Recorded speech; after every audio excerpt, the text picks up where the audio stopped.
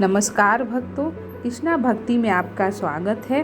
भक्तों, क्या आप जानते हैं माता सीता के बारे में वो रहस्य जो कोई नहीं जानता है? तो चलिए माता सीता के बारे में हम आपको वो 5 रहस्य बताते हैं और साथ में माता सीता का दिया श्राप जो आज भी 5 लोग झेल रहे हैं, वो श्राप कौन सा है वो भी हम आपको बताएंगे।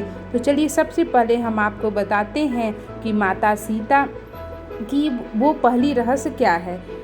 पहला है कि यदि आपने रामचरितमानस पढ़ी है तो कभी इस बात पर गौर फरमाइए कि माता सीता का नाम उसमें कितनी बार आता है। यदि आपको नहीं पता है तो हम आपको बताते हैं। सीता जी का जिक्र रामचरितमानस में 147 बार यानी कि 147 बार आया है। दूसरा रहस्य, बहुत कम लोगों को पता होगा कि भगवान श्री राम ने माता सीता का विवाह बाल्यकाल में ही हो गया था। 18 वर्ष की आयु में वे भगवान श्री राम के साथ वनवास चली गई थी। आपको जानकर हैरानी होगी कि 33 वर्ष की अवस्था में अयोध्या नरेश श्री राम की पत्नी होने के साथ ही महारानी होने का गौरव भी वो प्राप्त कर चुकी।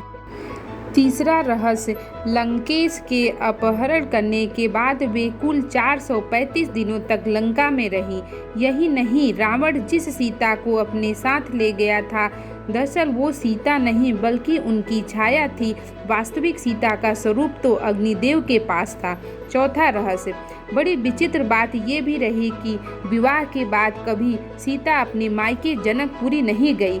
वनवास गमन की सूचना पर उनके पिता राजा जनक ने उन्हें अपने मायके चलने का आग्रह किया, परंतु उन्होंने साफ मना कर अपने पति के साथ वनवास जाने का निर्णय लिया। एक किंवदंती है कि जहाँ भगवान श्री राम ने सरयू में अपने देह त्याग किया था, वहीं माता सीता सशरीर परलोक गई थी। आइए जानते हैं कि वे कौन से 5 लोग हैं जो माता सीता के श्राप को झेल रहे हैं। हिंदू धर्म में हम सभी रामायण की कथाओं से अच्छी तरह वंचित हैं। माता सीता, श्री राम और लक्ष्मण जी के वनवास काटने की कहानियाँ भी हम बचपन से सुनते आ रहे हैं, पर आज हम उन्हीं में से एक ऐसी घटना के बारे में बताएंगे जब माता सीता क्रोधित होकर 5 लोगों को श्राप दे दिया था, जिसमें गाय, कौवा, तुलसी, फल्गु नदी और ब्राह्मण शामिल हैं।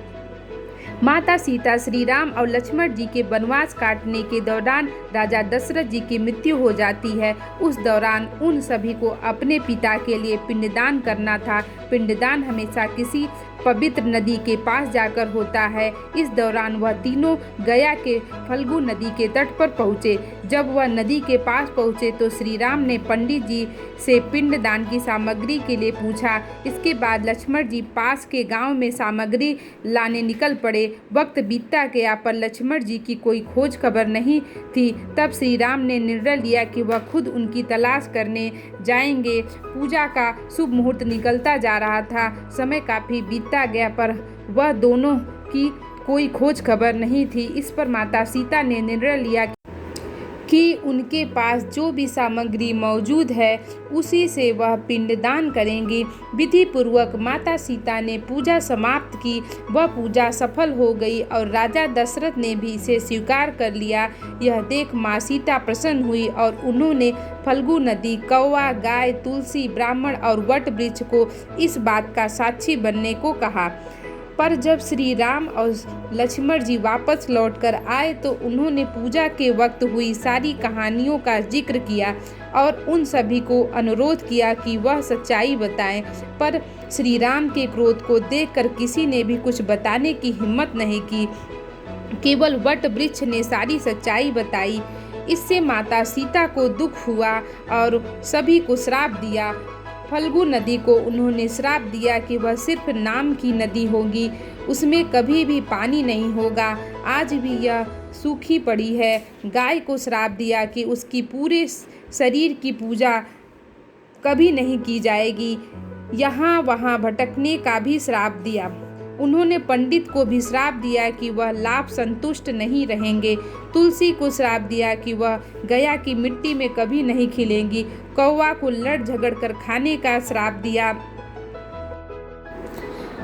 वहीं वट वृक्ष को लंबी आयु और दूसरे को छाया देने का आशीर्वाद दिए। तो भक्तों, ये सब तो आपको पता हो ही गया, लेकिन आइए ये भी बताते हैं कि क्या महिलाओं को पिंडदान करना चाहिए।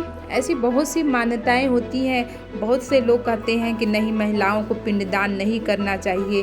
तो चलिए हम शास्त्रों से जानते हैं कि महिलाओं को पिंडदान करना चाहिए कि नहीं। धार्मिक शास्त्रों के अनुसार हर किसी के लिए जीवन में एक बार पितृतर्पण करना आवश्यक माना जाता है। इन ग्रंथों में आदि में बताया गया है कि पितृतर्पण अपने पूर्वजों की आत्मा की शांति व तृप्ति के लिए अनुष्ठान किया जाता है। बता दें कि हिंदू पंचांग के अनुसार भाद्रपद पूर्णिमा से आश्विन कृष्ण पक्ष अमावस्या तक के 16 दिनों को पितृपक्ष कहा जाता है, जिसमें प्रत्येक मनुष्य अपने पूर्वजों की सेवा करता दिखाई देता है। आमतौर पर पुरुषों को ही पितृतर्पण करने का कहा जाता है, क्योंकि कुछ मान्यताओं की माने तो महिलाओं को श्राद्ध करने की अनुमति नहीं होती है। मगर आपको बता दें कि ऐसा बिल्कुल नहीं है, बल्कि हिंदू धर्म के प्रमुख ग्रंथों में से एक गरुड़ पुराण में महिलाओं का पिंडदान करने का अधिकार प्रदान है। जी हाँ, बहुत से लोग होंगे जिन्हें इस बात पर विश्वास नहीं होगा, लेकिन अब आपको मानने न मानने से सच बदल नहीं जाएगा दोस्तों।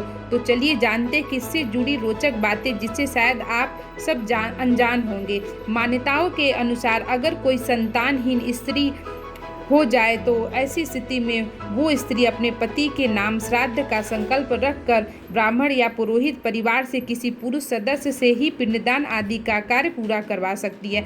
इसी प्रकार जिन पितरों के कन्याएं ही वंश परंपरा में हो तो उन्हें पितरों के नाम व्रत रखकर उनके दामाद या देवते, नाती आदि ब्राह्मण को बुलाकर श्राद्ध कर्म की निवृत्ति करा सकते हैं। साधु संतों के शिष्यगण या विशेष शिष्य भी श्राद्ध कर सकते हैं।